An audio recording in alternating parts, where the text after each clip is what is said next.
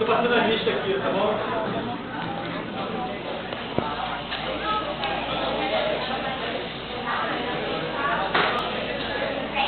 Vamos lá.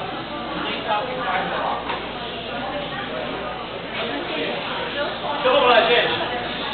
Segunda parte da aula. Chega de tempo, bora. Segunda parte da aula. Sinalização de dano no DNA. Tá? E qual a importância da sinalização e resposta ao dano no DNA do tratamento do câncer? Então, como eu falei para vocês, sinalização de dano no DNA é tudo que acontece entre as células. Detectar o dano e responder. Ok? Essa definição aqui é uma definição que eu tiro da minha cabeça. Na verdade, o Bartek, o Steven Jackson, o Harper e o Stephen Ellis são papas da área de estabilidade genômica e sinalização de dano, e eles publicaram umas revisões recentemente, e eu montei a partir das revisões dele essa definição aqui que eu gosto muito. É o seguinte: a resposta ao dano do DNA, também chamado como RBD, ela é uma rede de sinalização celular que percebe o dano de DNA e o estresse de replicação e dispara uma resposta coreografada no sentido de proteger as células e reduzir os desafios desse organismo. Então, essa é a definição de resposta de dano de DNA. Ok? Agora, de onde veio essa história de sinalização de dano de DNA? Eu gosto de fazer um breve histórico, para poder explicar para vocês o que se sabia sobre sinalização de dano de DNA e o que se sabe hoje em dia. Sabia-se, lá já em 1960, que algumas drogas, entre elas, alguns agentes químicos, como o gás mostarda, por exemplo, ele era capaz de reagir com os ácidos nucleicos, in vitro e em vivo, e formar estruturas aberrantes de DNA. Vocês sabem o que é o gás mostarda? O gás mostarda ele foi amplamente utilizado, especialmente nas trincheiras durante a Primeira Guerra. É um agente que até então não se sabia o que ele fazia naquela época. Está falando de 20, não se sabia exatamente o que fazia essa droga, mas sabia que ela era extremamente tóxica e causava, enfim, uma série de doenças. Com o tempo, descobriu-se que o gás mostarda era capaz de associar ao DNA com uma série de agentes químicos que a gente conhece. Bom, uma outra coisa que se sabia, aqui já na década de 60, é que drogas como o gás mostarda, por exemplo, e outras drogas que interagem com o DNA, elas eram capazes de induzir um arresto na progressão do ciclo celular entre a fase de replicação e a fase de G2M. Então, aquele conceito de checkpoint que eu falei para vocês, a ideia de um supressor tumoral que monitora o acúmulo de dano e permite ou não a progressão do ciclo celular, não existia. Mas eles já sabiam nessa época, que se você tratasse as células com determinadas drogas, especialmente drogas que interagiam com o DNA, você promovia uma parada na progressão do ciclo celular e não deixando as células progredirem, então, para G2.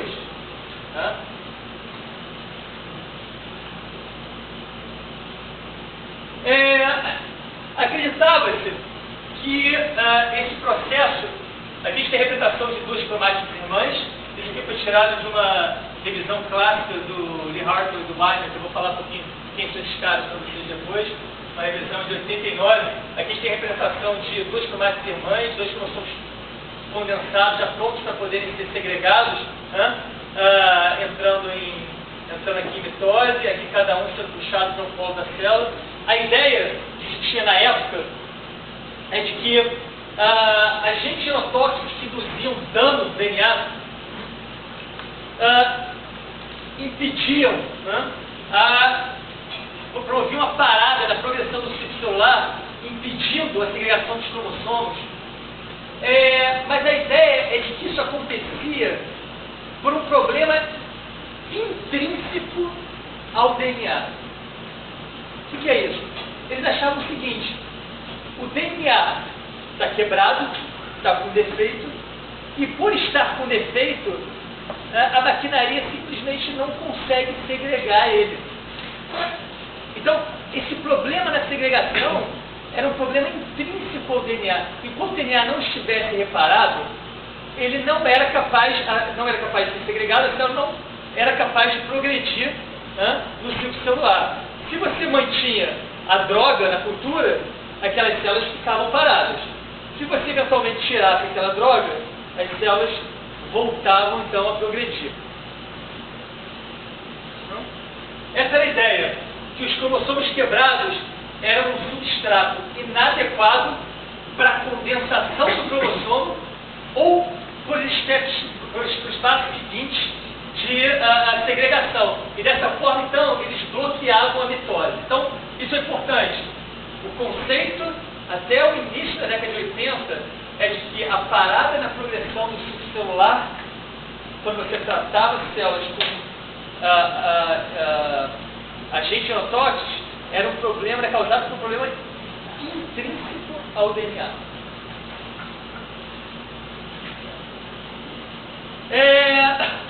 E aí, minha publicação, na verdade, não é só de trabalho, são três trabalhos publicados mais ou menos na mesma época. Eu destaco esse daqui porque ele tem as figuras que são mais claras para vocês poderem perceber. Publicado aqui, início da década de 80, 82, acho que a gente não tinha nem nascido ainda. Mas enfim, não é tão distante assim. 82 está falando menos de 40 anos atrás, para vocês entenderem a evolução do conhecimento nessa área ao longo dos últimos anos. Esses caras, eles fizeram um experimento muito interessante. Eles pegaram umas células, colocaram na presença de gás mostarda, ou de agente, na verdade, que induz o estresse genotóxico, deixaram por um tempo e depois eles tiraram esse agente, deixaram a célula progredir para G2M e fizeram uma análise dos cromossomos dessas células. Então aqui, os cromossomos, de uma forma geral, com algumas exceções, os cromossomos estão intactos.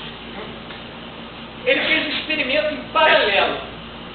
Ele pegou as células, fez o mesmo tratamento com esse agente tóxico e adicionou cafeína. Por que cafeína? Hoje em dia a gente sabe o que a cafeína faz. Na época, ele não tinha ideia. Sabia-se na época que a cafeína inibia essa parada da progressão do ciclo celular. Ou seja, mesmo na presença de dano de um agente indutor de estresse genotóxico, a cafeína, a célula ainda assim, mas a cafeína, ela progredia no ciclo celular. E quando eles vão olhar o DNA, que é tratado com um agente genotóxico, mais a cafeína, eles percebem que o DNA está completamente moído. Parece uma farofa. Instabilidade genômica da braba. Então, por que esse experimento foi importante? Eles falaram o seguinte: opa, peraí, essa parada na progressão do ciclo celular não é um evento intrínseco ao DNA.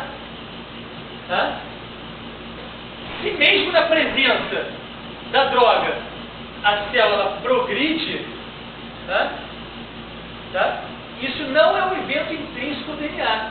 Isso é um evento extrínseco, ou seja, a célula é capaz de perceber esse dano e é capaz de sinalizar uma parada na progressão do ciclo celular.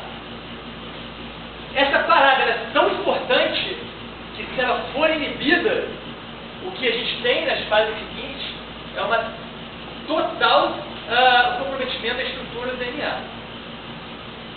Então, o que se conhecia, que sabia até então, era o DNA, era a parada da progressão, acreditava que era um problema, uma questão intrínseca ao DNA, e esse experimento falou que, opa, não é bem assim. E aí,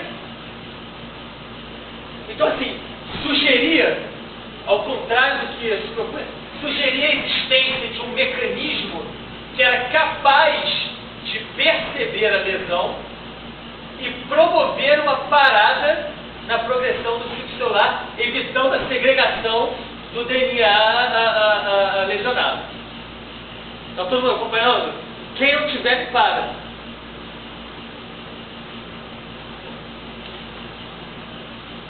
Só que precisava provar a existência desse mecanismo. Então, assim, o conceito de dano DNA já existia, o conceito de que drogas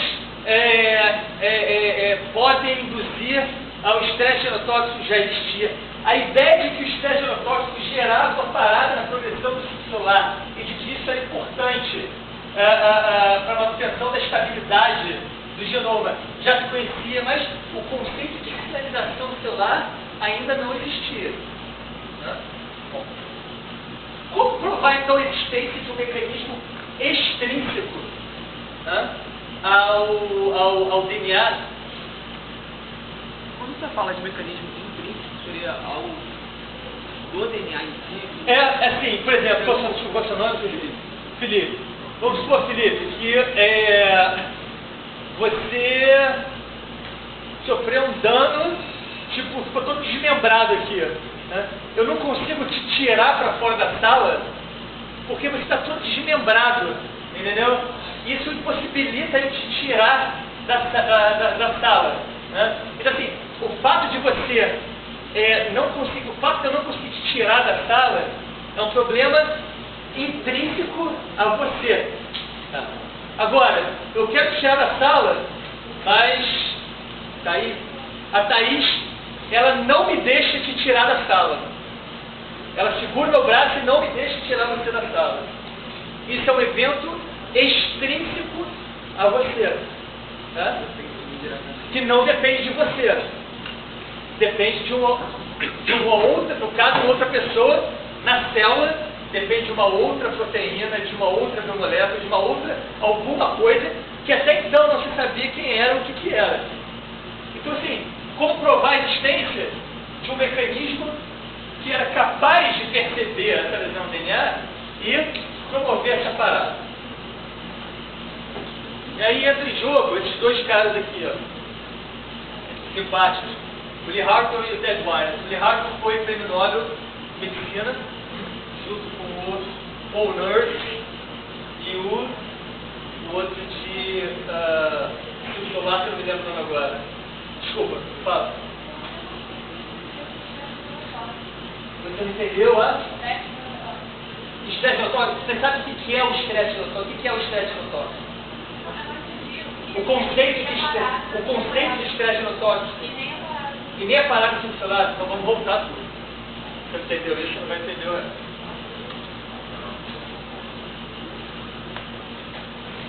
Estresse genotóxico é um nome que se dá para um estresse causado por agentes que afetam ou que promovem danos no DNA.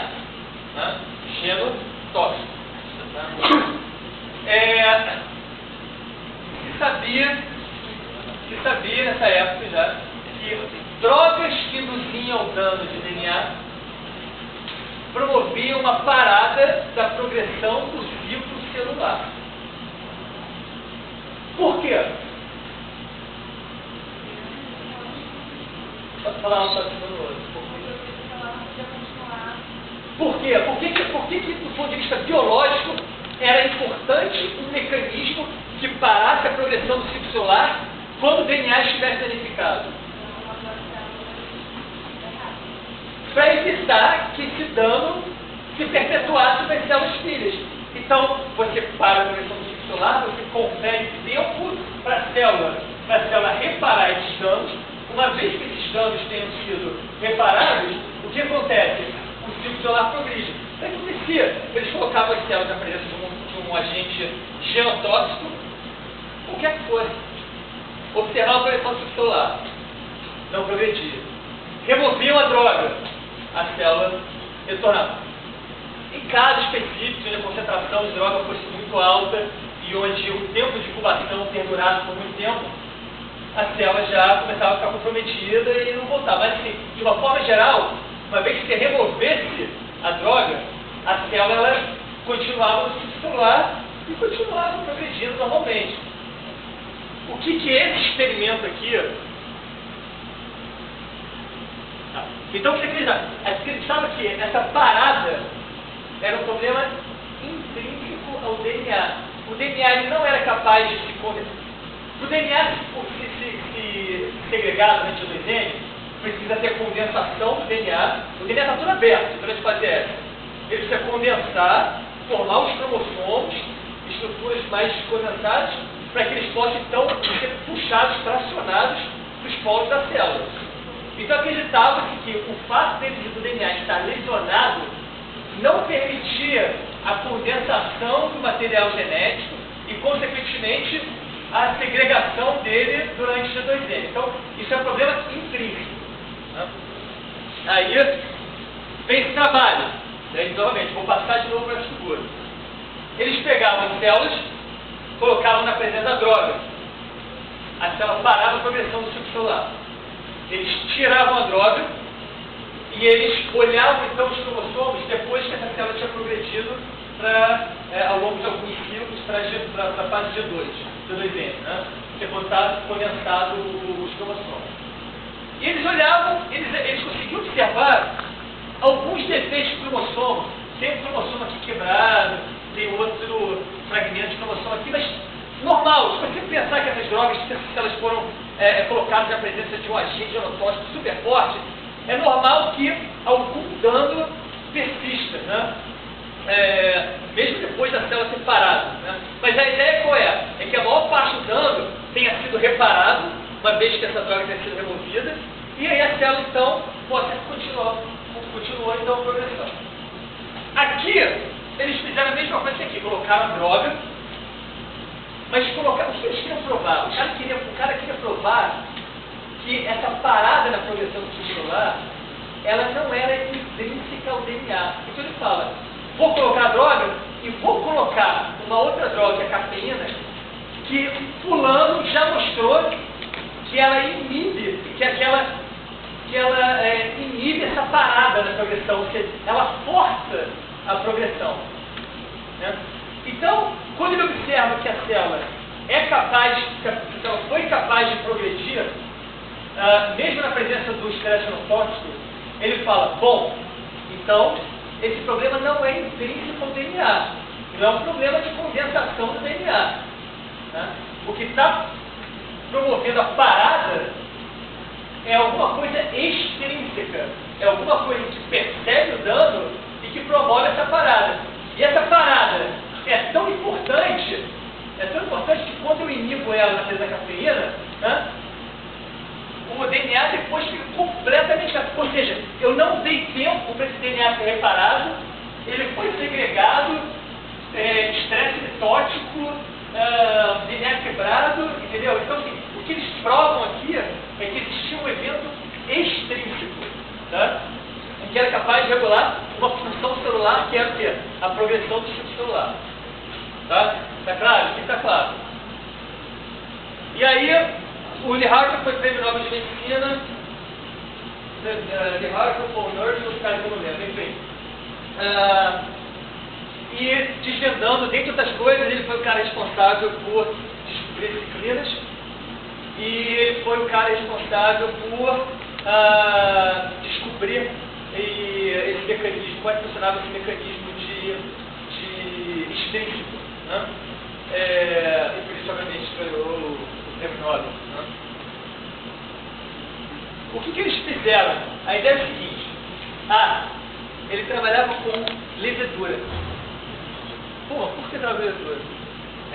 Proteger o DNA é uma coisa tão importante para a célula que toda essa maquinaria existe já, na verdade, desde bactérias.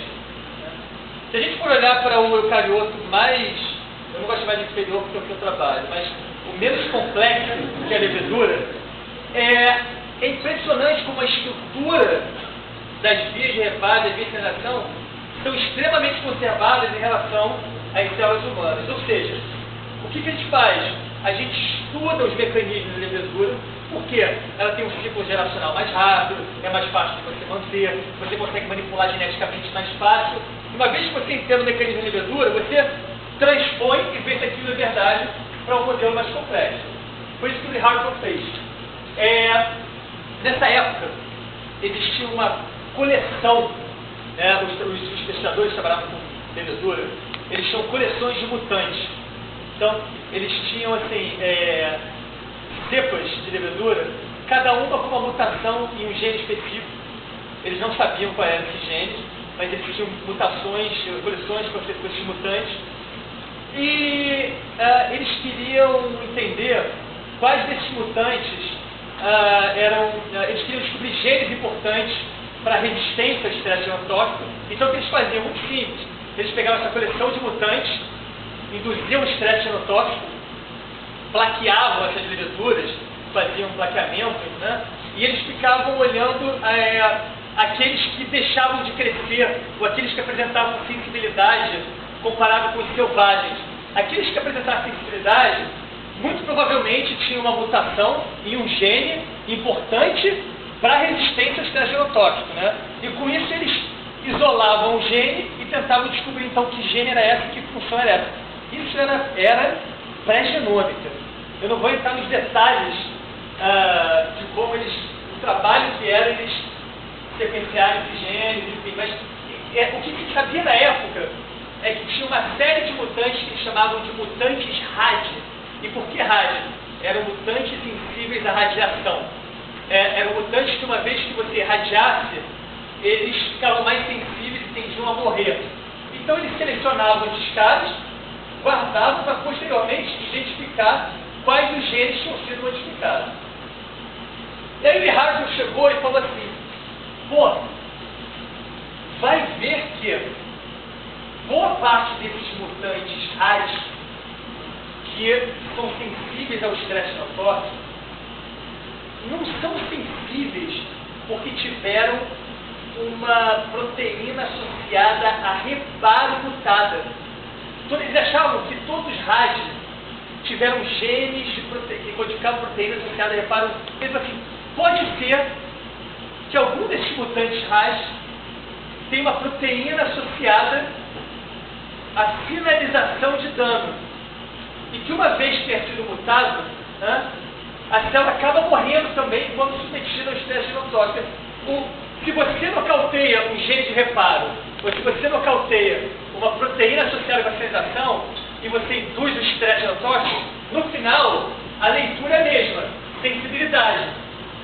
Como discernir, então, desses mutantes, quais os que tinham problema na maquinária de reparo e quais os que tinham problema na sinalização? Ele induzia o dano, e eu não vou entrar em detalhes realmente porque vou desviar dos anos, mas ele induzia o dano e ele fazia uma análise a curto prazo da proliferação dessas células. Ele analisava no microscópio a formação de umas microcolônias que iam surgindo a partir desses diferentes mutantes que ele tinha, né? E ele observou então que alguns desses mutantes, uma vez que você irradiava, né, eles continuavam proliferando. E aí, com isso, ele conseguiu, então, identificar genes que eram importantes para a resistência ao estresse genotóxico, tá? Mas que não estavam associados a reparo, estavam associados ao controle da parada do ciclo celular. Né? Um desses genes é um gene chamado de RAD9. Era um gene que inicialmente tinha sido identificado como um gene. Pensava que era um gene associado com reparo, mas que depois veio descobrir que era um gene associado com uma sinalização. Ele é importante para parar a progressão da célula, estrutural da célula, quando você induzia o estresse genotóxico. Se você muta esse gene, o que acontecia? A célula continuava progredindo. E, eventualmente, ela morria porque ela acumulava muito dano. Tá ok? Bom, essa descoberta do Lee Hartwell foi muito importante porque possibilitou a ele cunhar em uma revisão no mesmo ano o termo de checkpoint. Então, cada vez que vocês ouvirem que é um checkpoint associado a ciclo celular, é por causa desse cara. Foi ele que cunhou esse termo, ou seja, ele falou que existia então pontos de checagem ao longo do ciclo celular e que eram responsáveis por monitorar eventos como, por exemplo, a integridade do material genético. Uma vez que o material genético não tivesse íntegro, não tivesse danificado, a célula era capaz de perceber aquilo e sinalizar uma parada na progressão do ciclo celular. Tá?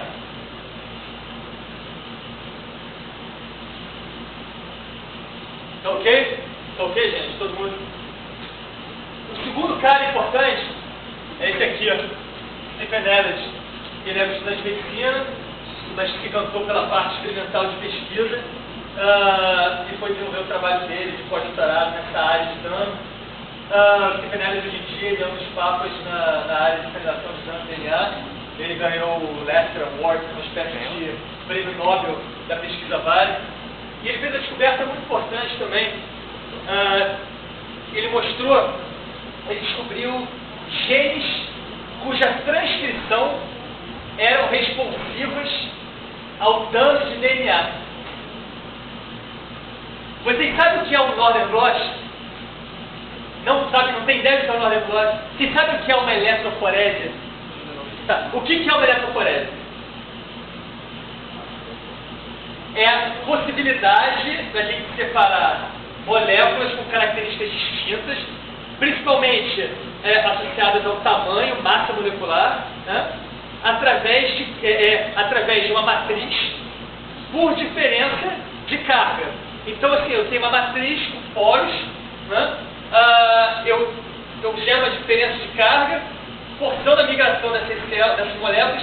Aquelas que são menores passam mais rapidamente por essa trama, as que são maiores, elas passam mais devagar e eventualmente consegue separar isso. Bom, o Northern blot é basicamente quando você faz isso com moléculas de RNA e eventualmente você usa uma sonda para identificar a quantidade de RNA que você tem. Então, na prática é o seguinte, o que ele está olhando aqui é que quando ele coloca as células dele na presença de uma droga que induz o agente genotóxico, ele vai vendo ao longo do tempo o aumento da expressão de um RNA mensageiro que codifica uma proteína, que era uma proteína chamada de RNR2. Bom, por que isso foi importante?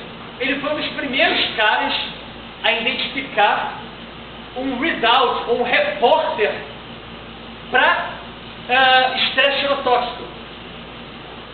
Ele foi uma das primeiras pessoas a falar assim, putz, descobri aqui uma proteína, que tem o RNA, mas que vai ser chamada, descobri aqui uma proteína, cuja expressão é responsiva ao estresse genotóxico. Normalmente ela não é expressa. Quando eu dou estresse genotóxico, ela começa a ser expressa. Né? Por que isso foi importante? Ele pegou a mesma biblioteca que o Lee Hartwell usou, daqueles mutantes todos, né? E ele procurou por mutantes que...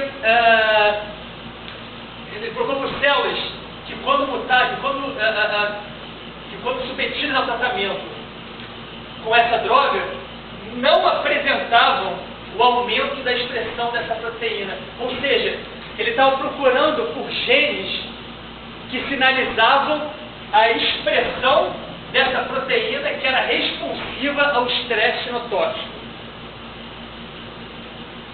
E aí, ele encontrou um mutante. Quando ele foi olhar qual era o gene modificado, ele descobriu que esse gene era uma quinase. Então, assim, por que eu destaco o trabalho do Hartwell e o trabalho do Stephen Elliott como trabalhos historicamente importantes na área de sinalização de dano? O Lee Hartwell foi o primeiro cara, foi o cara que confirmou a existência de um mecanismo extrínseco, tá? Que era capaz de perceber o DNA e sinalizar uma função de progressão, regulação da progressão celular. O Stephen Elliott, ele mostrou que uma proteína associada a essa sinalização é uma quinase. E por que isso é importante? O que fazem quinases? Oi? Fosforilam. Boa.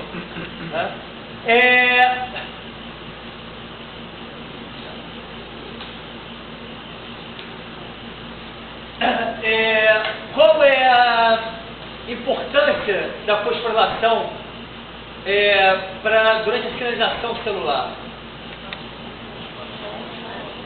Oi? Ela pode ativar, ela pode inibir. Então, assim, o mecanismo de fosforilação.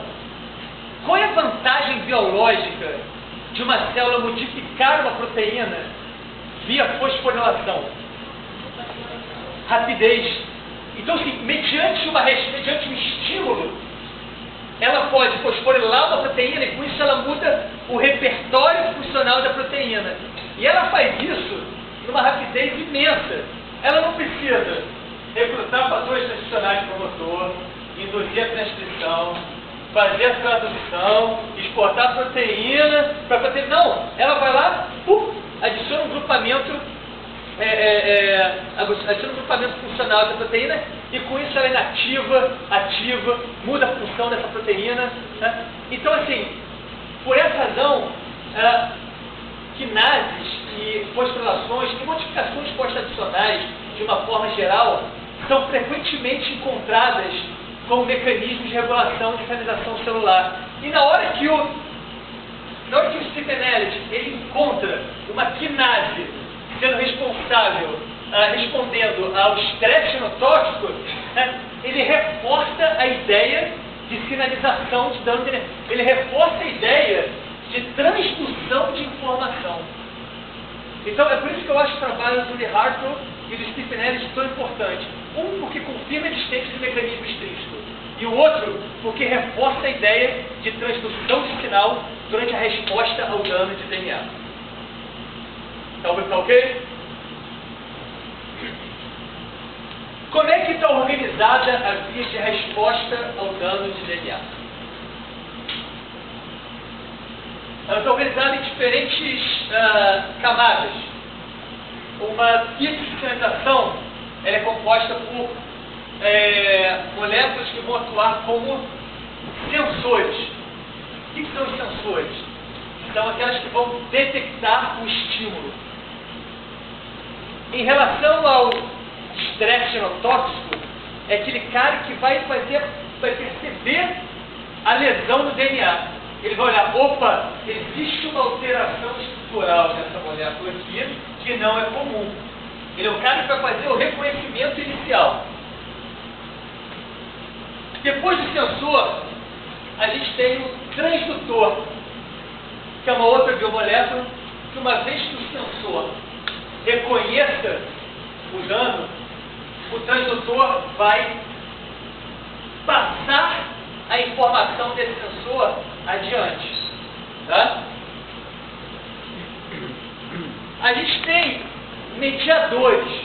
Às vezes, esse sinal ele precisa chegar numa outra proteína que está muito longe do ponto aonde está acontecendo o dano.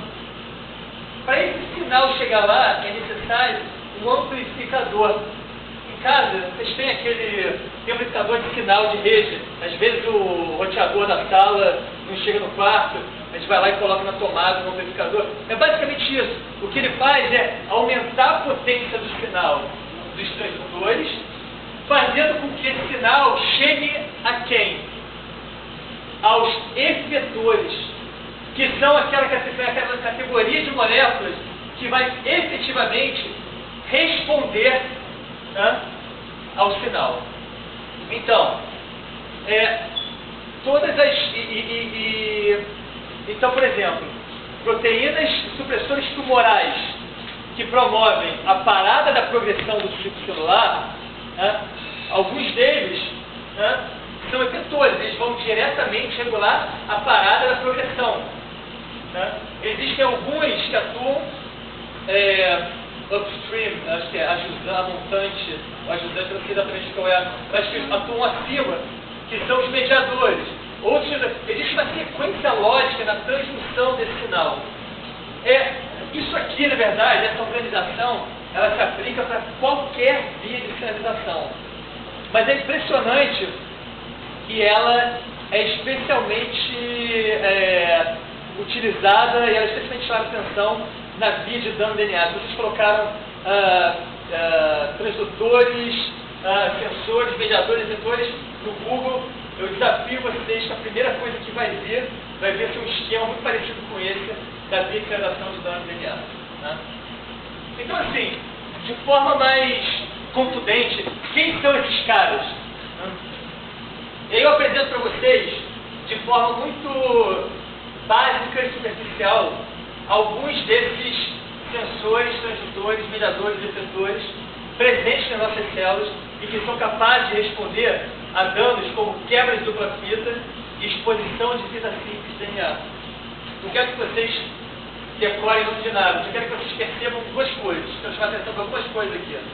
Primeiro, existem categorias de sensores, transdutores, mediadores, efetores diferentes de acordo com o tipo de lesão. Quando você tem um problema hidráulico na sua casa, você chama quem para resolver? O eletroporteiro, né? Todo mundo chama porteiro, a primeira coisa, né? Tipo assim, vai dar ruim, alguma hora vai. Você não chama o eletricista, você chama o bombeiro, cara. O bombeiro entende de hidráulica, vai consertar aquele problema. Né? Você tem um problema elétrico, você vai chamar o eletricista. Né? Você não vai chamar o porteiro para resolver o seu problema hidráulico, o seu problema elétrico, você não vai fazer isso. Né? Você não vai chamar um cara para resolver todos os problemas, porque muito provavelmente ele não vai ser eficiente para resolver bem e de forma rápida esses problemas. Tá? Na célula funciona mais ou menos a mesma coisa. Existem proteínas específicas para lidar com determinados tipos de lesão. Tá? Então aqui a gente tem proteínas, sensores, transdutores, mediadores, detectores responsáveis por lidar com quedas de dupla fita e outro grupo de proteínas responsáveis por lidar com exposição de fita simples. Exposição de fita simples, um parênteses, é uma lesão? É ou não é? Alto? Não. Por que a gente tem uma maquinaria responsável por monitorar e responder à exposição de fita simples de DNA? Por quê? Porque ela pode evoluir e se transformar numa lesão mais grave como aquela outra. Ou seja, na hora que a célula percebe a exposição de fita simples, está sendo levantada uma bandeira vermelha. Está falando, olha, não existe uma lesão aqui ainda, mas pode vir a ter uma lesão. Exposições de fita simples são muito comuns durante uma condição que a gente já conversou aqui em sala de aula. O estresse de replicação. Tá? Bom, então aqui a gente tem uma representação de sensores, transdutores, mediadores e efetores que respondem a esses diferentes tipos de lesão. Tá. Cláudia, fica à vontade.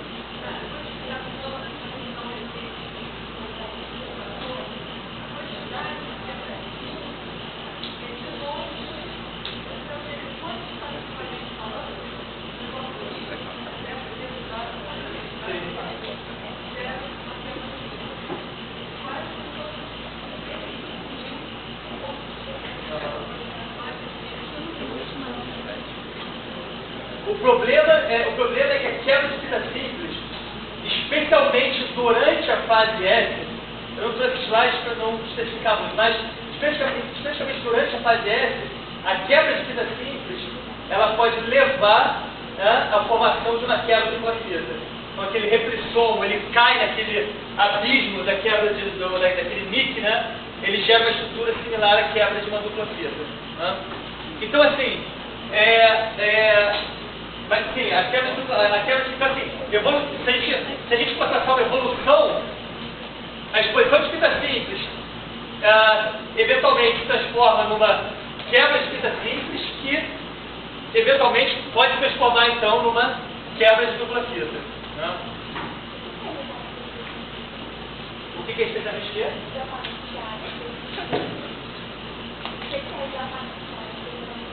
Exposição de fita simples lembra quando eu falei para vocês sobre o choque do repressomo com adultos de DNA, com moléculas que interagem com o DNA, que isso gera um problema local? Deixa eu começar a me fazer descer mais especificamente. Bom, existem algumas, eu vou aproveitar o programa. Algumas dessas moléculas, elas se ligam no DNA. O que vai na frente da polimerase? Vamos lá, durante a replicação, o que vai na frente da polimerase? Helicase. O que a helicase faz? Ela abre o DNA. A helicase, diferente da polimerase, a helicase, ela tem um espaço muito maior e ela é capaz de acomodar algumas dessas lesões, né, que acontecem no DNA genômico. O que acontece? A helicase está vindo, né, ela passa aquela lesão e ela continua abrindo o DNA. A polimerase vem logo atrás, mas a polimerase, como a gente sabe, né, por conta da fidelidade dela, da flexibilidade dela refinada, ela não é capaz de passar por essas lesões. Né? Ou seja, a helicase, ela segue adiante, abrindo o DNA, e a polimerase fica para trás.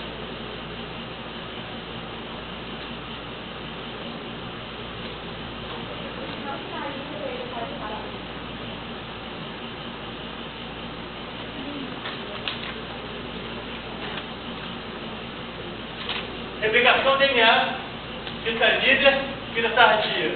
Replicação contínua, descontínua. Ok? Biologia molecular básica. Polimerase. Está aqui, ó. Na frente da polimerase, a gente tem a helicase. A helicase vai abrindo o DNA e a polimerase vem logo atrás fazendo o quê? A polimerização. Tem um dano aqui, ó. Tá. Um agente químico que se ligou covalentemente aqui ao DNA.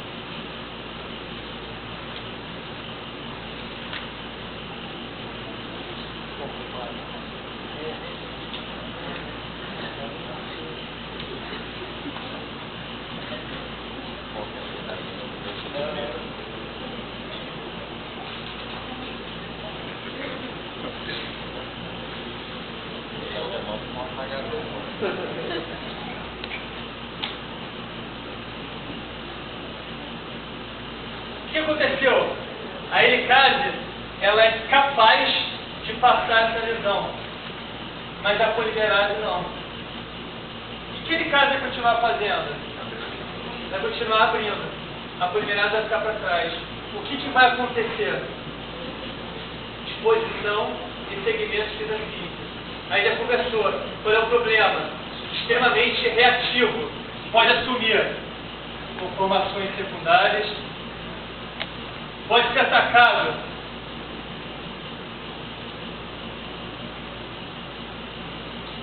por endonucleares, entendeu? Que vão eventualmente gerar o quê? Uma quebra de uma fita simples e que eventualmente pode se transformar e evoluir numa quebra de dupla fita. Então, a exposição de fita simples, ela é uma pré-lesão, ela não é uma lesão, mas ela pode evoluir e se transformar numa lesão. Tá ok?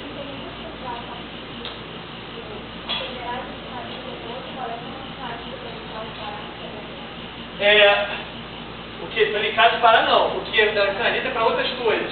Ela sinaliza, por exemplo, para o recrutamento de um monte de proteínas que vão blindar esse segmento de fita simples.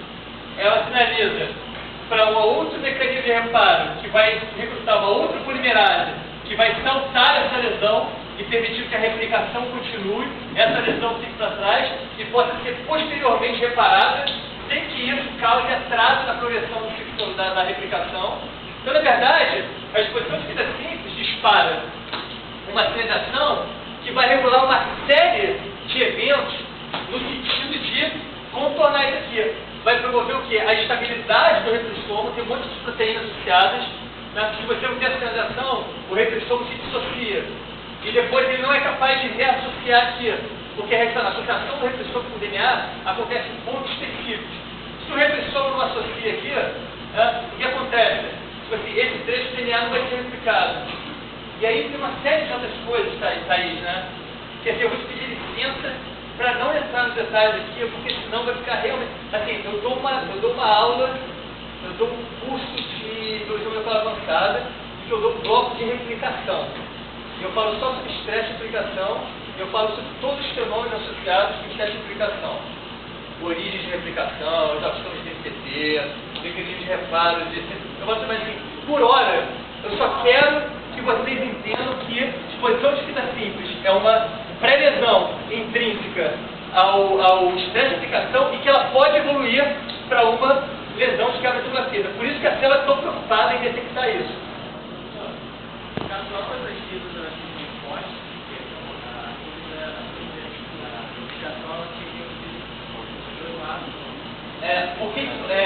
Vamos lá. Na verdade, a modificação ela acontece só em uma das fitas. Na outra, a replicação ela acontece normalmente. Tá ok? Dizem por aí, que existe um nível basal de exposição de fita simples durante a síntese, a replicação descontínua e que seria suficiente para promover uma ativação basal da via de sinalização. Né? Mas isso é um papo mais avançado. Ok? Bom, então, gente, existe o Lee Hartwell e o Stephen Elliott demonstraram a existência da via de sinalização. Essa via de sinalização é estruturada com sensores, transdutores e mediadores. Tá? Cada um muito especializado em responder a determinados tipos de lesão. E aqui, só para mostrar para vocês como esse sistema é conservado, aqui a gente tem sensores, transdutores, mediadores e efetores em mamíferos, e para cada um desses elementos a gente tem um respectivo encontrado em levedura. Ou seja, sinalização de dano DNA é um evento importantíssimo do ponto de vista biológico. Não à toa foi selecionado e mantido desde os eucariotos inferiores até os mamíferos. Ok? Bom, na visualização eu quero chamar a atenção para 4 proteínas específicas. Tá? ATM, ATR, TIAQ1 e TIAQ2. 0,000000001 ponto na prova para quem me falar o que essas proteínas marcadas em vermelho têm em comum. Do ponto de vista funcional. Quase, né? Do ponto de vista funcional.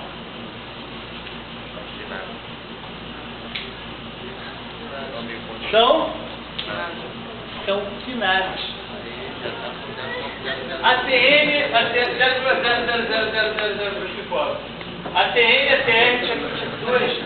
TIAQ2 são quinases.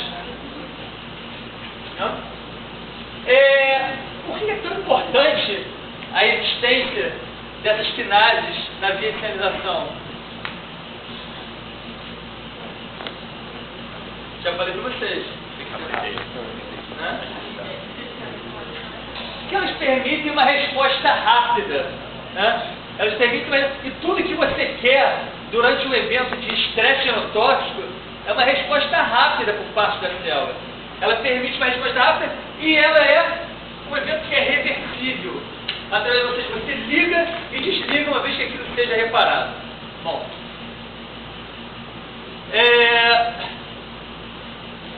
Aqui a gente tem a TR, a TM, TIAQ1 e TIAQ2. E eu quero mostrar para vocês como a via de sinalização é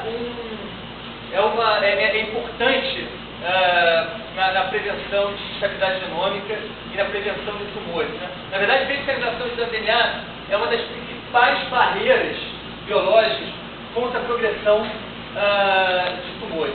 Né? Trabalhos epidemiológicos, como aqueles que eu falei para vocês, que olham para mutações, demonstraram que mutações em ATR, ATM, TIAP1, TIAP2 estão associadas com o desenvolvimento de diferentes tipos de câncer. Ou seja, a sinalização dessas quinases é muito importante para a resposta da célula e para prevenir o processo tumorigênico. São essas quinases que vão ativar todas aquelas funções e que são importantes para que a célula não se transforme numa célula tumoral. Ok?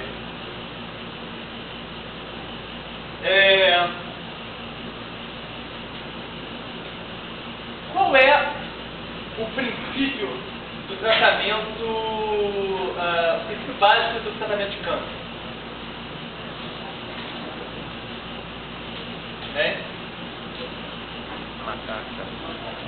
Não, você quer matar as células, você quer matar as células tumorais. O problema é que, como é que em geral, que tratamentos são feitos normalmente? Radioterapia, vamos lá. Qual é o princípio da radioterapia no tratamento do câncer? Tá, e aí? Oi? Você dá faz joga elementos radiados. Não, eu não estou perguntando como é que faz, você falou. O princípio da radioterapia está baseada na geração de danos nas células tumorais. Eu pergunto para você, só nas células tumorais? A radioterapia distingue entre célula tumoral e célula não tumoral? Não. Você pode usar Cláudio tem um trabalho bacana, que mostra a utilização de determinadas drogas que se associam com o DNA em células tumorais e favorecem, fazem com que a radiação seja mais específica, que a consequência da radiação seja mais específica nessas células tumorais. Mas de uma forma geral, a radiação distingue entre células tumorais e células não tumorais? Não. A diferença é que a célula tumoral ela se expõe muito mais que as outras células. O que você chama de se expõe? Você está no caminho, se replica, se prolifera mais rápido, e daí? Tem mais tabiés, tem mais exposição do material genético. Vai morrer mais rápido. E maior probabilidade de quê? De gerar dano. Então, na verdade, o efeito da radiação, o efeito que a radiação causa na célula tumoral e na célula selvagem, o princípio é o mesmo. Causa modificações no DNA, principalmente quebras dupla fita. A radiação, ela transfere uma quantidade de energia muito grande e leva a quebra das cadeias fosfodiésticas, das ligações fosfodiésticas. Promove quebra dupla fita, a gente já sabe que é um tipo de lesão extremamente tóxica. Células normais, a ideia é que células normais sejam capazes de lidar com esses danos. Elas têm uma maquinaria de reparo, ok, são capazes de lidar com esses danos e corrigir esses danos. Células tumorais, por se replicarem e proliferarem demais, acabam acumulando mais dano do que a maquinaria de reparo é capaz de lidar. E aí você acaba induzindo essas células à morte. Tem problemas. Um deles é que você acaba induzindo essas células à morte, principalmente por apoptose. Agora tem um problema. Se você perde a apoptose, essas células começam a ficar resistentes. Tem outro problema. Por mais que as células normais elas sejam capazes de responder, de sustentar o tratamento com radioterapia, qualquer pessoa que já tenha tido qualquer um que tenha tido pessoas próximas fazendo radioterapia, ou que tenha visto relatos de pessoas que tenham feito radioterapia, sabe que as consequências fenotípicas são grandes. Queimaduras, por mais que as células normais sejam capazes de lidar com a radioterapia, elas sofrem. Então, assim, essa estratégia, ela, da radioterapia, ela não é uma estratégia muito específica. Existe uma outra estratégia que tem um princípio parecido com a da radioterapia e que é baseada nos quimioterápicos, né?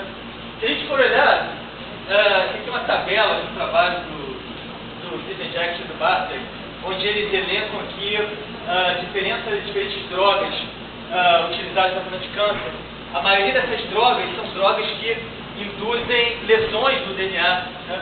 Então aqui, alterações de base, quebra de fita simples, quebra de dupla fita. O princípio é o mesmo. Você administra essas drogas no paciente, essas drogas vão se ligar e vão gerar danos no DNA das células do paciente, das células normais e das células tumorais. Mas as células tumorais, né, e que tendem a se replicar com mais frequência, vão tender a acumular mais danos e vão acabar morrendo. Né?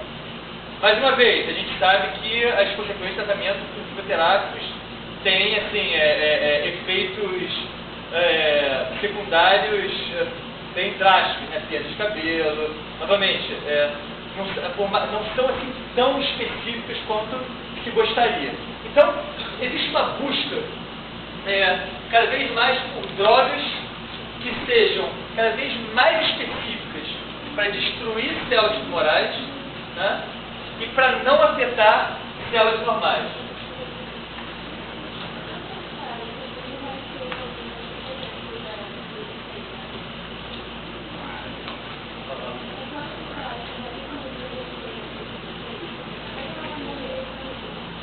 Então, isso é um problema, né? Nem todos os cânceres esporádicos têm deficiência de 53, alguns têm.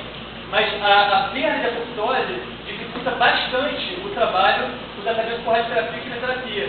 Você não induz mais a morte celular por apoptose. Você tem que acumular uma quantidade de lesão tão grande na célula que ela acaba morrendo por outras razões. Mas isso exige o quê? Doses maiores, tempos mais prolongados de tratamento, e isso acaba afetando mais o quê? As células normais. Entendeu? Oi? Ele funciona, obviamente funciona melhor para cânceres que não têm alterações do TP3 na via de apoptose, eles respondem melhor a esse tratamento.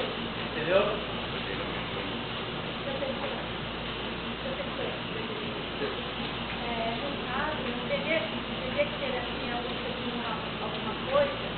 Teria que quê?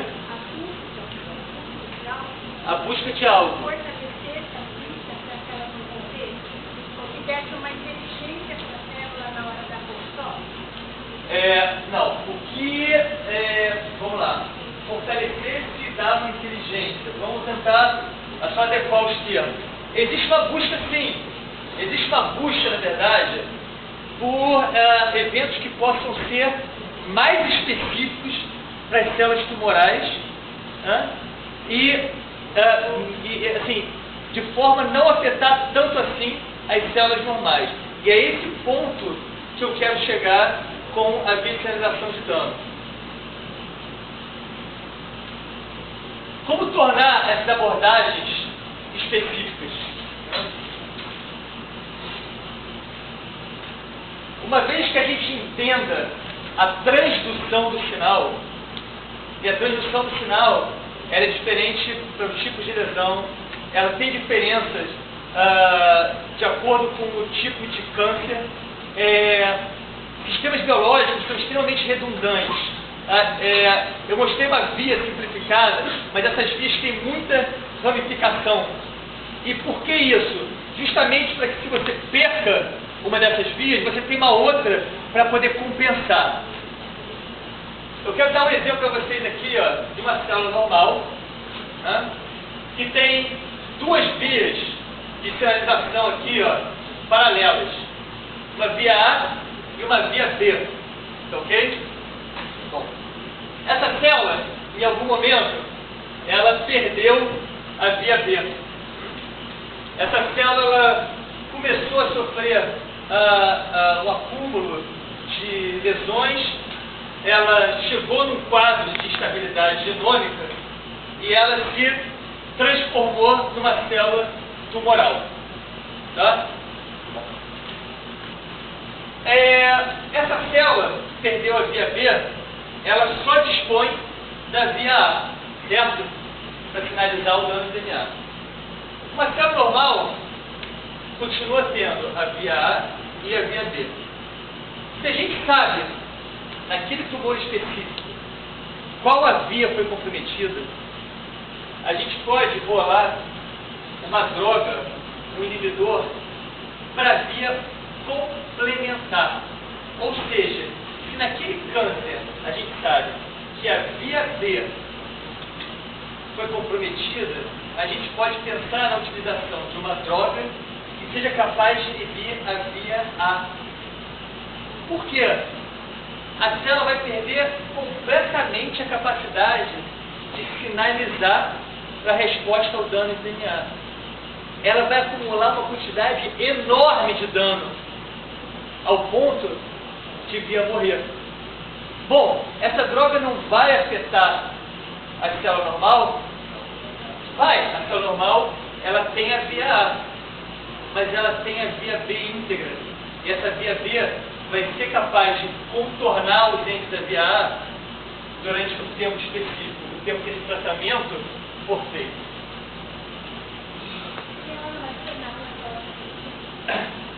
Bom, aí é que entram os trabalhos de desenvolvimento das drogas, dosagem e protocolos. Você tem que chegar na concentração certa, você tem que chegar no tempo de administração, você tem que fazer um acompanhamento do paciente depois, para ver se aquele paciente não veio a desenvolver outras modificações por causa da administração. Então, assim, aí entra o trabalho de desenvolvimento de protocolo. Mas a ideia aqui é buscar drogas que sejam cada vez mais específicas, né, para você poder fechar as duas torneiras e evitar, então, que a célula cancerígena seja capaz de responder de forma eficiente. Ela acumula tanto... É uma coisa que é um pouco paradoxal na cabeça dos alunos, né? Porque a gente vem o tempo todo falando que a perda da especialização, né, gera um câncer. Mas aí, qual é o tratamento justamente para poder matar a célula tumoral? É ir lá e inibir a especialização. A gente está falando aqui sobre amplitude de sinal, né? sobre threshold. Então, assim, quanto que a gente persiste nesse tratamento, quanto que a gente pode inibir isso a ponto de não causar um problema para a célula. Cláudio, você quer fazer um comentário? Não, estou vendo que... Fala. Você não entendeu nada, você estava cara que entendeu absolutamente nada. A dinâmica, então vamos lá, eu vou usar a tua dúvida para responder a tua pergunta. O que não faz sentido? Não faz sentido. A via B está inibida. Vamos lá. Essa célula tumoral, ela é caracterizada pela perda de uma via B. Tá? Por que vai inibir também a via A? Por que vai inibir a via A? Essa célula tumoral, ela tem instabilidade genômica. O que é instabilidade genômica? É o acúmulo de quê? De dano. Tá. Ela tem uma via A que é capaz de responder ainda esse acúmulo de dano a ponto de manter essa célula viva e de manter essas células proliferando e de continuar selecionando esse tumor. Não, você teve... É quando eu falo de intensidade. Ela perdeu uma das vias. Ela já não corrige com tanta eficiência. Mas ainda assim ela é capaz de sobreviver. De forma capenga, se replicando, feito doido, tá? Formando tumor, mas ela é capaz de sobreviver ainda. Como é que você mata de vez ela? Eliminando a segunda via. Ela pode, na verdade, nesses casos, ela vai acumular tanto dano, ela vai causar tanta disfunção na célula, que ela vai acabar morrendo até independente da apoptose. Entendeu? Vai, puxa depois dela.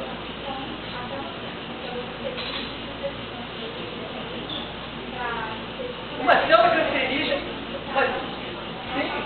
sim, uma célula cancerígena, ela não tem todas as vias de sinalização comprometidas. Senão ela morre. A célula cancerígena, ela acumula dano ela acumula um dano em determinado momento, e esse dano leva à seleção de determinados fenótipos que favorecem a proliferação. Entendeu? Favorece a proliferação. Né? Em algum momento, a gente pode usar esse acúmulo de danos, essa proliferação a nosso favor.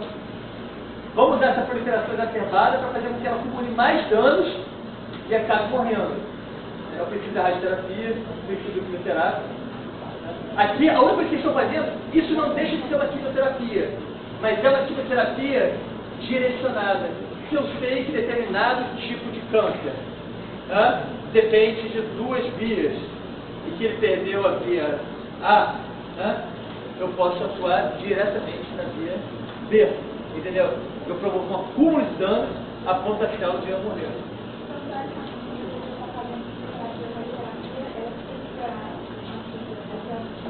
Olha só, em geral, eu não sei se ela tem que, mas em geral, ela sofre uma série de efeitos que são efeitos secundários. Né?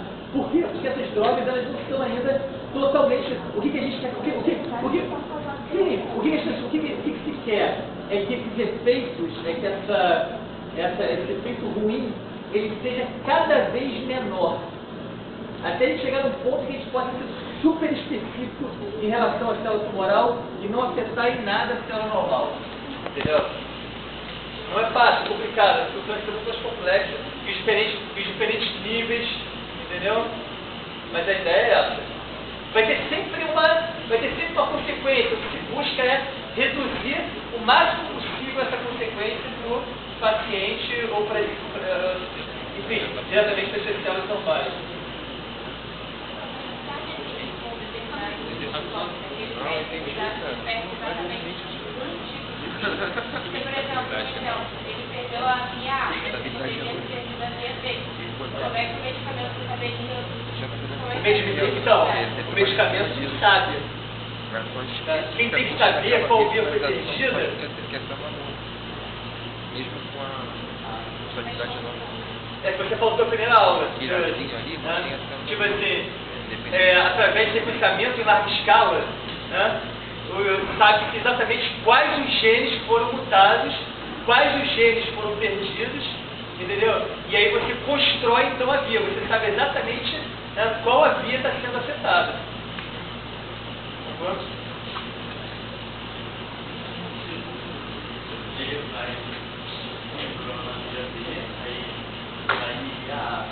Sim. Botar.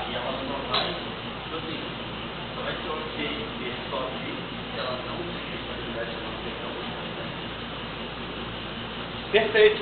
Ela não acumulou. Essa célula aqui, ela já acumulou uma quantidade de inversões muito grande, de danos muito grande. Você faz ela perder a segunda vez de realização, cara, ela não vai ser capaz de lidar com isso. A célula normal, ela não só não acumulou instabilidade genômica, como ela ainda tem a via B. Então ela consegue se virar. Entendeu?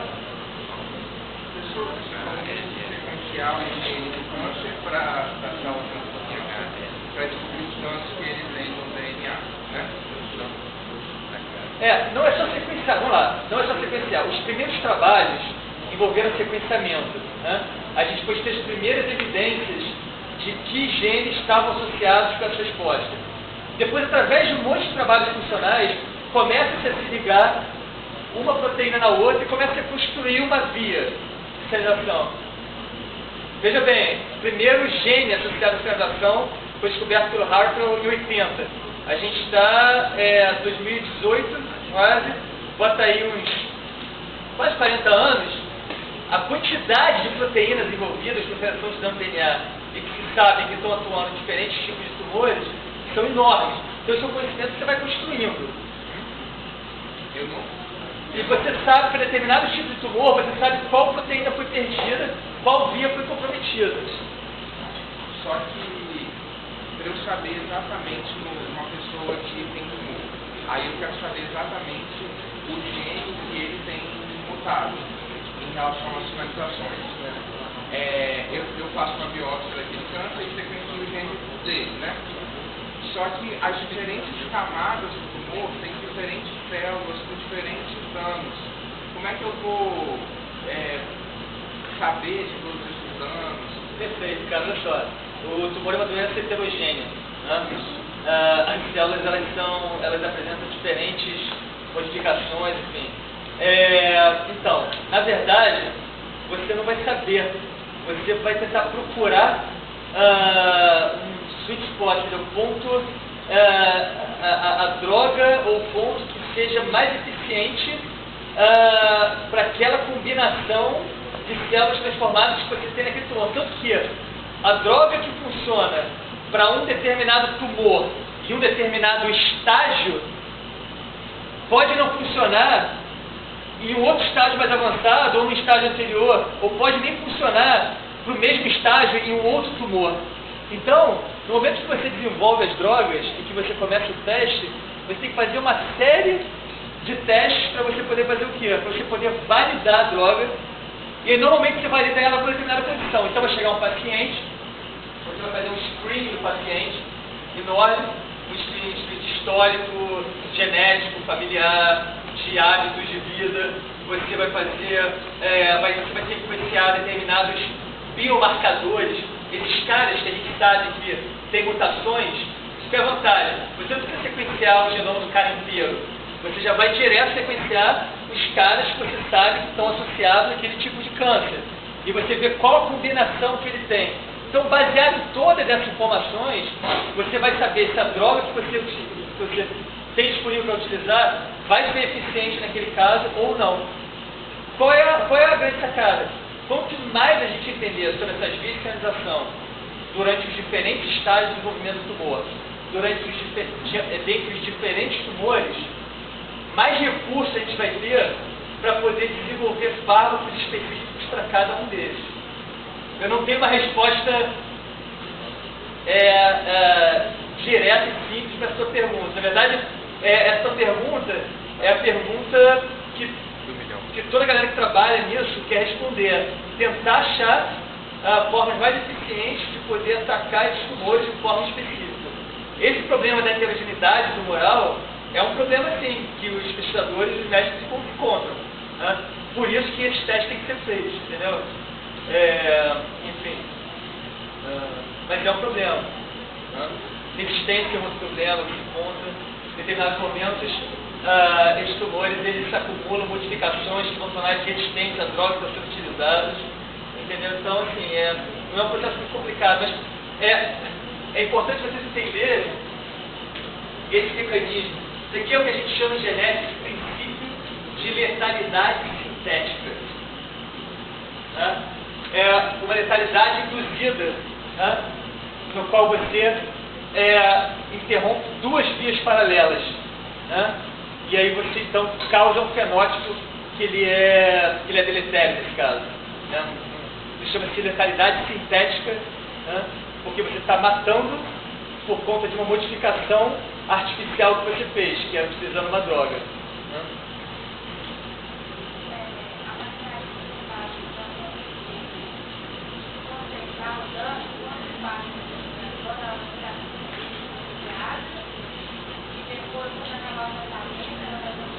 A quantidade de danos que você vai causar na célula, né, durante o tratamento é uma quantidade muito maior do que a célula é capaz de reparar. Né? Mesmo que essa célula já tem estabilidade genômica, ela tem uma tendência a acumular estabilidade genômica, ela já perdeu uma via de realização de dano, então ela não vai ser capaz de lidar de forma eficiente. Ela pode até chegar a reparar uma ou outra lesão, mas ela vai acabar acumulando uma quantidade que ela não vai ser capaz de lidar no determinado momento. Mesmo que ela tenha uma ou outra parte da maquinaria funcionando. Novamente, a gente não está falando do preto e branco, a gente está falando de níveis de resposta, né? Níveis de estímulo e de resposta. Né? Então, se ela é capaz de responder até aqui, aí eu gero dano aqui. Entendeu?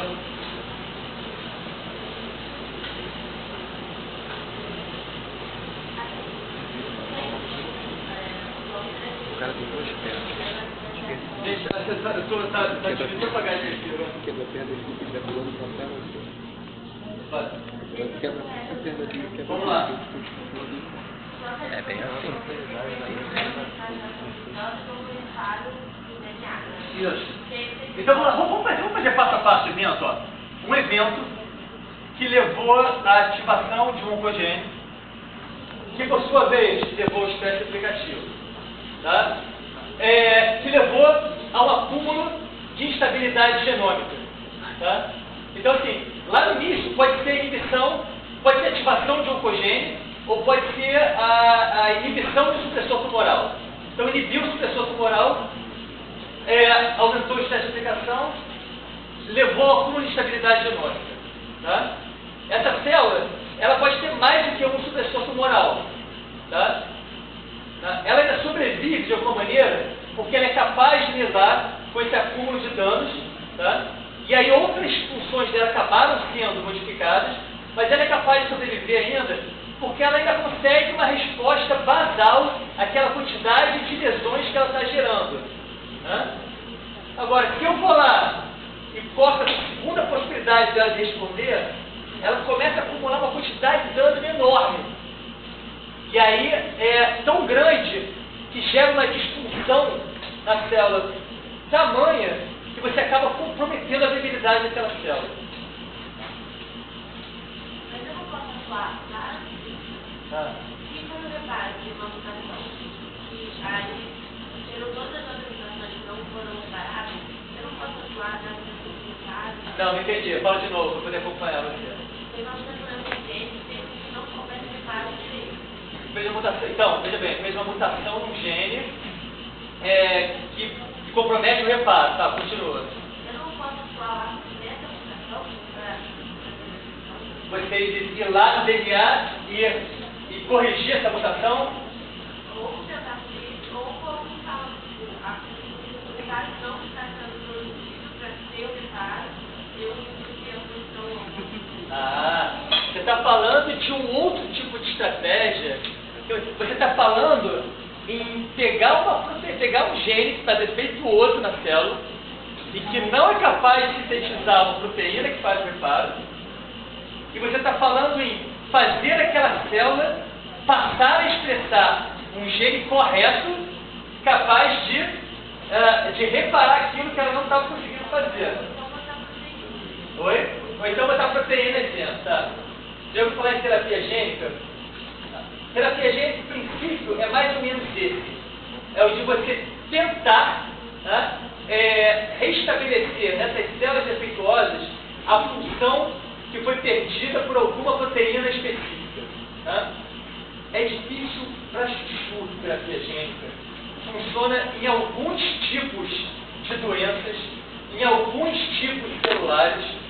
Por exemplo, terapia gênica funciona bem para cânceres que têm comprometimento do reconhecimento do sistema imunológico. Então, terapias que restabelecem a capacidade do sistema imunológico em reconhecer células tumorais. Tá? Você vai lá, pega o sujeito, você tira aquelas células do sujeito, você tem que erradicar todas as células tumorais do sujeito, porque se você deixar umazinha,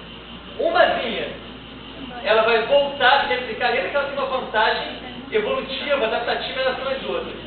Aí você tem que pegar essa célula in vitro, modificar ela para que ela passe a expressar a proteína correta, botar de volta no paciente para que ela volte a expressar de forma corretamente. Está entendendo a complexidade disso? A tua ideia, do ponto de vista teórico, ela é brilhante. Não é à toa que as pessoas tiveram, tem muita gente utilizando isso em determinados tipos de doença, em determinados tipos, para determinados tipos de câncer, em determinados estágios, tá?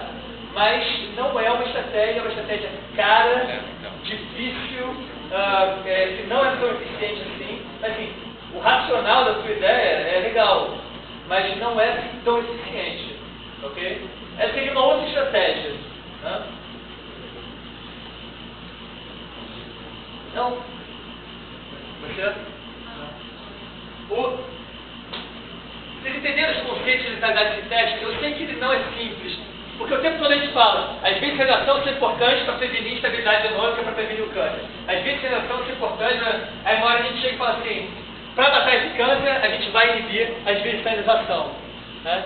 Mas, se vocês entenderem o racional por trás disso, né, esse conceito de letalidade sintética, faz fazer sentido. Professor, o senhor colocou de forma simples ali, são duas vias A e B, mas existem muitas e muitas... Podem ter outras vias, isso aqui é um esquema muito simplificado. Vou dar um exemplo para vocês. Mais clássico de todos. Inibidores de PARP. PARP é um tipo de... PARP é uma molécula, é uma enzima, que atua no reparo de quebras de fita simples de DNA. Ok? Então, o que acontece? Quebras de fita simples podem evoluir para quebras de dupla fita. Pacientes que têm, especialmente câncer de ovário, câncer de mama, eles têm deficiência numa proteína chamada BRCA, né, DRAPA. Essa proteína, ela tem um papel específico no reparo de quebras de dupla fita. Ok? O que acontece? Se você pega esse paciente aqui e usa esse inibidor, ok? Você está inibindo tanto a quebra de dupla fita, que esse paciente já não tem, quanto você está inibindo tanto o reparo da quebra de dupla fita, que esse paciente já não tem, como o reparo da quebra de fita simples, ou seja, você está inibindo duas vias de reparo. Na célula normal, o que acontece? Você vai estar inibindo a via de reparo de quebra de fita simples, mas o paciente normal, ele tem a via de reparo da quebra de dupla fita. Então, mesmo que essa quebra de fita simples evolua para uma quebra de dupla fita, esse paciente vai ser capaz de lidar com isso. Então, assim, o inibidor de PARP é um caso clássico de droga que atua especificamente sobre uma via de reparo redundante. Quer dizer, redundante entre aspas, né? Mas, enfim, é um caso clássico e é aplicado especialmente para pacientes com tumores de deficiência em BRCA e que desenvolvem tumor de ovário ou de mama. Isso já é usado. Então, isso já é usado, já está disponível, utilizado, obviamente, em casos específicos, de acordo com os protocolos. Ok? Esse esquema aí, que as células que não têm a proteína de produto que vai fazer o reparo de quebra de essas células, elas são normais, pode ser Não entendi. as células que não têm a proteína de reparo dos danos de vacina. Tá. Não tem. O que a gente tem aqui é as células tumorais, elas não têm capacidade de reparar dupla fita. Elas podem reparar fita simples. Tá bom? Elas podem... Então é o seguinte, o que acontece nesse paciente? Eles não têm reparo de quebra de dupla fita, mas eles conseguem sobreviver porque eles conseguem reparar a fita simples e não deixam a fita simples se transformar na quebra de dupla fita. Tá? No momento em que eu inibo o reparo da quebra de dupla fita, o que acontece? Esses caras vão acumular um monte de quebra de dupla fita que eles não vão ser capazes de corrigir e vão acabar então induzindo a morte. Então, PARP é uma droga clássica, é um exemplo clássico de letalidade sintética e de droga que é utilizada de forma específica para tratamentos específicos de pacientes com tumores, especialmente de ovário e de mama, de colo também, em alguns casos, se não me engano. Bom, que horas são? 5 dias. Bom. Então não é a perda da descentralização que vai causar o câncer. Não, eu posso inibir a via de reparo. A perda da via. Então, a via de reparo, eventualmente, para o reparo acontecer, precisa de uma via de sinalização. Conclui essa pergunta, desculpa, eu te interrompi no meio, vai. Não, é porque eu quero a pergunta dele. Porque uma célula não vai Gente, rapidinho, silêncio aqui, tá? Só para eu ver a pergunta dela aqui. Mais um slide e terminando. Cadê? Vai. Porque uma célula VB não está funcionando. Aí você tiver via A, ela vai morrer, e aí a outra célula vai funcionar bem com a via A, porque a segunda célula não tem estabilidade. Isso, exatamente. Então, na verdade, o causa do câncer não é a perda da digitalização a priori, entendeu? O que causa o câncer, na verdade, É porque foi essa a perda dessa determinação contribuiu para o quadro de instabilidade genômica.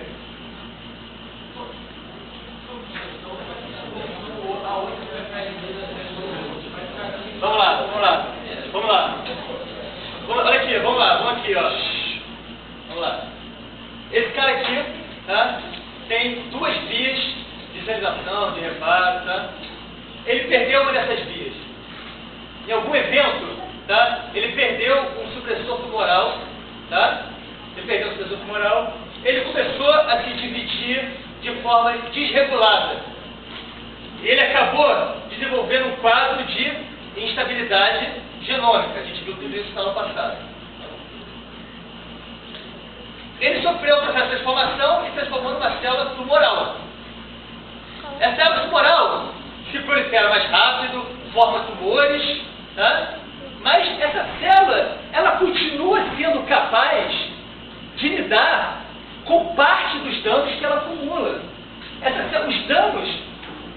Parte desses danos vão disparar aqueles outros hallmarks que eu falei para você, angiogênese, que vão caracterizar o processo de proliferação exacerbada. Mas essa célula, ela ainda tem uma via de sinalização de dano que é capaz de lidar parcialmente com os danos acumulados.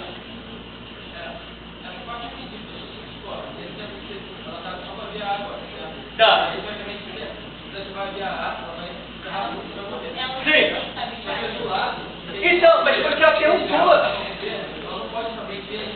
Mas foi o que ela falou, é por isso, foi o que ela perguntou antes. Por isso que esses tratamentos, eles são feitos com dosagens muito específicas, por períodos muito específicos, justamente para você... E esses caras sofrem um acompanhamento para você evitar que o tratamento em si, que está matando as células tumorais, possa levar, eventualmente, à transformação de células saudáveis.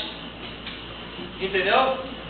É por isso que eu falo que é uma questão de dosagem e de tempo. É óbvio, se eu pegar esse cara aqui e eu ficar tacando nele pro resto da vida, esse inibidor, existe uma grande chance. Eu estou desafiando. Estou desafiando essa célula. Eu estou desafiando essa célula numa condição muito parecida com essa daqui. Eventualmente, ela pode acabar desenvolvendo quase estabilidade genômica também. Agora, lembre-se que esse quadrinho aqui, ele é muito singelo, muito simplificado. Trabalhando por duas vias. Essas redes-sinalizações, elas são muito complexas. Não é à toa que com todo estudo que é feito, com todo o dinheiro que é gasto no desenvolvimento desses fármacos, atualmente, a gente só tem, é claro, depois disso a gente vai ficar errado, mas atualmente a gente só tem disponível no mercado para tratamento, assim, para tratamento mais específico, os inibidores de PARP, se eu não me engano. Eu acho que a gente não tem nenhum outro liberado ainda de forma mais específica para esse tipo de tratamento. Porque não é fácil. Então é uma estratégia que é possível, já tem uma prova de conceito mostrando que ela funciona, mas ela não é fácil justamente por essa razão que você levantou. Ela tem que ser muito bem conduzida numa dosagem por um tempo específico. Eu vou terminar a aula com vocês com um videozinho. Eu vou conectar essa caixa de som, vou pedir para alguém desligar a tela funcionar. Esse videozinho foi feito no laboratório de um cara chamado Oscar Campetilo. Ele é um pesquisador jovem, espanhol, trabalhou durante um tempo num grupo de pesquisa de um americano que é muito bom, do André Desvai, e o cara trabalha, a tara dele é essa, desenvolvimento de fármacos, estratégias para se inibir de forma específica tumores. Essas drogas atuam especificamente na via de sinalização de danos de DNA. Mais especificamente, atuam em tumores que são caracterizados por estresse de replicação. O que eu vou fazer? O videozinho é em inglês, é rápido, 5 minutos. Eu vou botar a caixa de som alta, eu vou deixando ele rolar, e eu vou parando, e vou fazer meus comentários em cima. Tá ok? Mas ele envolve o princípio de letalidade sintética que eu comentei aqui com vocês.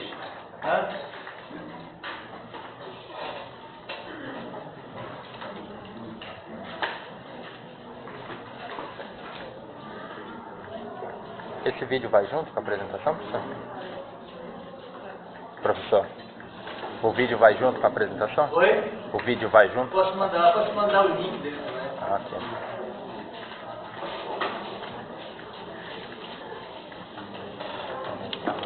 Consegue acessar? Minha só uma foto.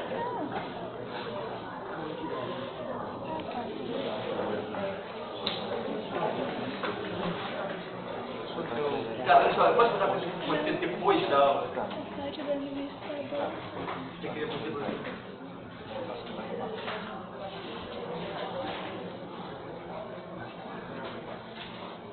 Cheguei com o chat, cheguei com o chat.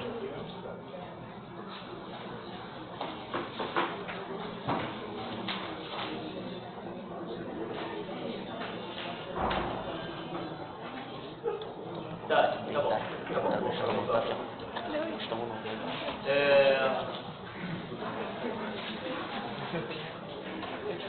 Tá, gente, vamos lá. Silêncio, tá? Que eu vou, acho que a instituição é boa.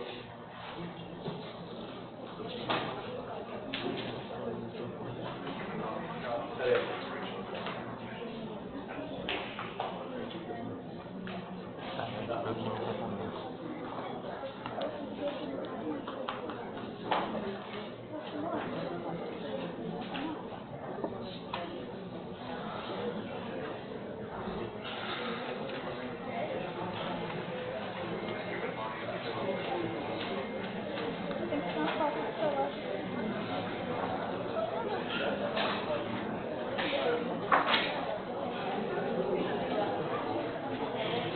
Eu não consigo ver daqui.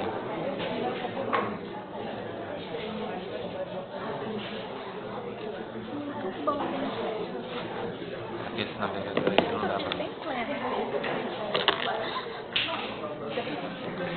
Esse navegador aqui é só pra coisas leves. Gabriela mandou da P2?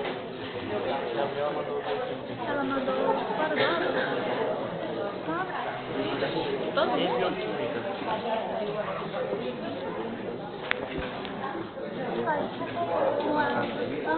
Só que o AVA tá fora. Só que o AVA tá fora. Circulação.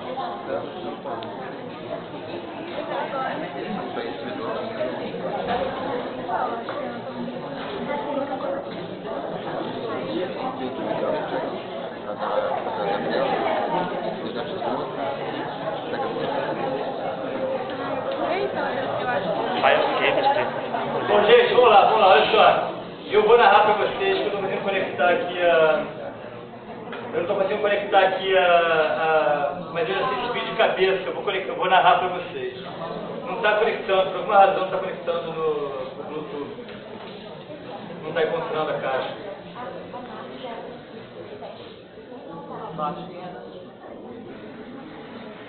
Então vamos lá.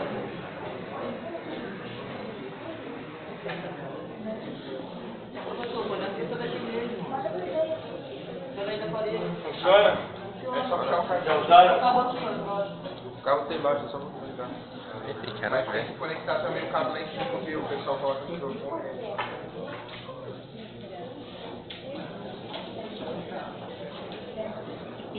Eu não sei se funciona isso aí não, hein? Liga lá, mãe. Liga lá em cima.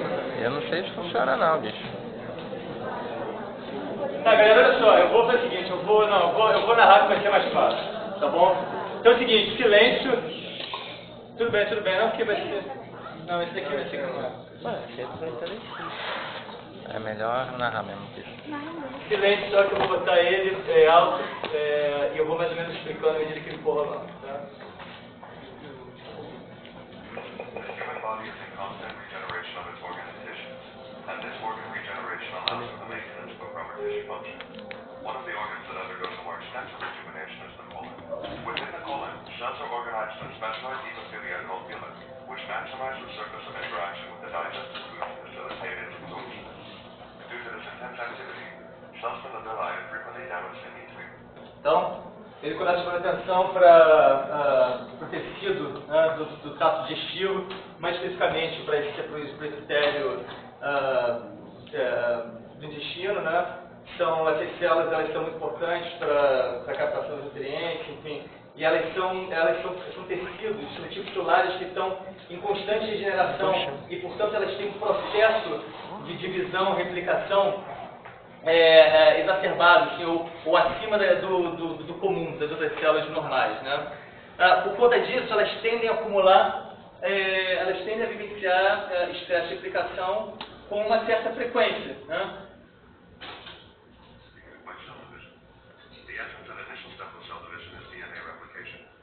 DNA replication starts with the opening of the double helix by DNA helicases. This generates two single-stranded DNA molecules, which are then used as templates for the generation of the complementary strand. However, this process has an inherent risk. If the exposed single-stranded DNA is not duplicated rapidly and persists, it tends to anneal with distant genomic regions from the same or another chromosome, and to initiate genomic rearrangements such as chromosome translocation. At this point, chromosome rearrangements can lead to the loss of tumor suppressors. Então, aqui ele dá um salto grande. Ele fala que essas células, por terem uma atividade replicativa intensa, elas tendem a acumular fita simples de DNA, né, por conta do estresse de replicação. E aí ele dá um salto grande que é um vídeo de divulgação. Então ele não entra nos detalhes. Ele dá um salto muito grande para explicar por que esses segmentos de fita simples são deletérios e podem levar a rearranjos cromossomais e instabilidade genômica. Mas é basicamente isso que ele está contando aqui. Né? Então essas células essa intensa atividade de replicação pode levar ao estresse de replicação, por sua vez pode levar à instabilidade genômica.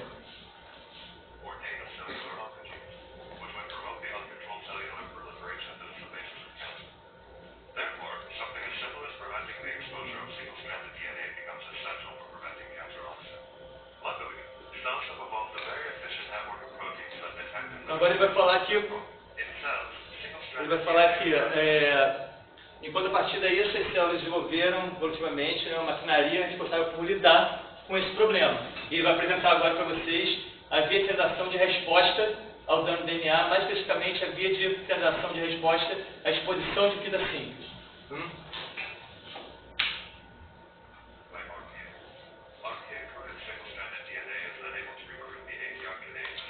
Eu vou explicar para vocês como isso faz.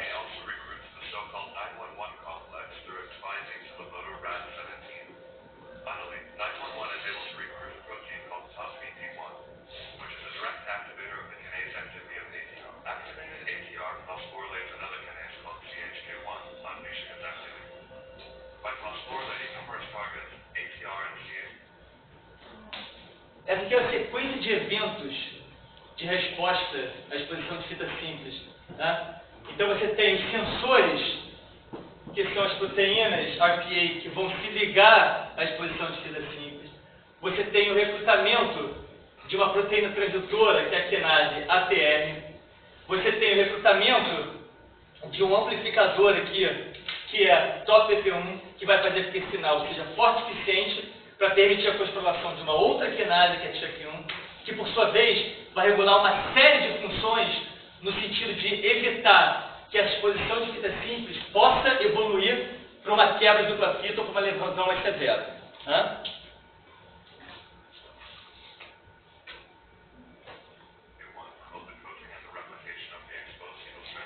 Uma vez que essa via é ativada,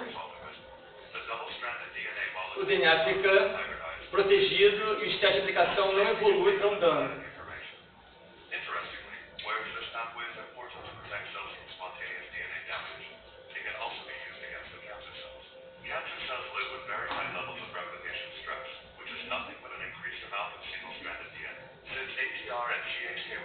Então, da mesma forma que, interessantemente, da mesma forma que esse mecanismo é utilizado para proteger as células, ele também pode ser utilizado para poder destruir células tumorais. E ele fala, células tumorais, alguns tipos de células tumorais vivem um intenso estresse de replicação. E por essa razão, eles têm mais exposição de fita simples do que células normais. Ok? Então, qual é a ideia? Se você usa inibidores da via de sinalização, inibidores de ATR ou de TCHQ1 nessas células tumorais, você acaba forçando o acúmulo de estresse de replicação até que essas células morram.